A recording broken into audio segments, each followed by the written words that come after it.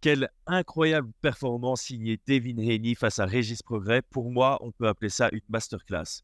Il avait l'approche idéale face au danger que représente Régis Prograis. Il a appliqué la stratégie à la perfection, au point de faire passer l'excellent Prograis pour un amateur. Résultat, il prend les 12 rounds de manière claire, avec un petit 18 au passage dans le troisième. Régis Prograis a du mal à bosser sur le pied avant, n'est pas un excellent cadreur, est plus petit et a besoin de se rapprocher à mi-distance pour faire le meilleur de son taf.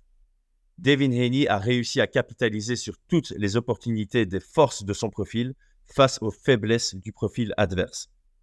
Il a trouvé le juste milieu entre travailler de l'extérieur sans jamais être corner. Il a utilisé les armes longues pour garder Régis Prograis à distance. Il a frustré en désengageant lorsque Régis Prograis voulait rentrer à mi-distance et il a géré le rythme du combat de A à Z. La grande force de Devin Haney se trouve dans la définition même du noble art, toucher sans se faire toucher. C'est ce qu'il a fait avec brio. Il rentrait, attaquait et sortait.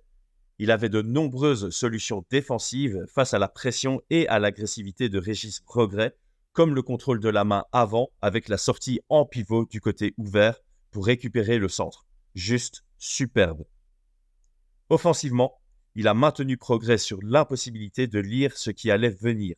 Entre feinte, single shot, combinaison courte, jab à la tête, jab au corps et changement d'angle, il actionnait le combat à sa guise et était intouchable quand Prograis voulait accélérer. Un sans faute. Et maintenant, ce qu'on veut voir, c'est Gervonta Davis contre Devin Haney. C'est le combat à faire. On entend déjà parler de Ryan Garcia, mais pour moi, c'est trop tôt pour lui. Il a une belle progression, ce sera un très beau combat à faire, mais un tout petit peu plus tard dans leur carrière, selon moi. Ce dont on a besoin aujourd'hui en boxe anglaise, c'est Gervonta Davis contre Devin Haney.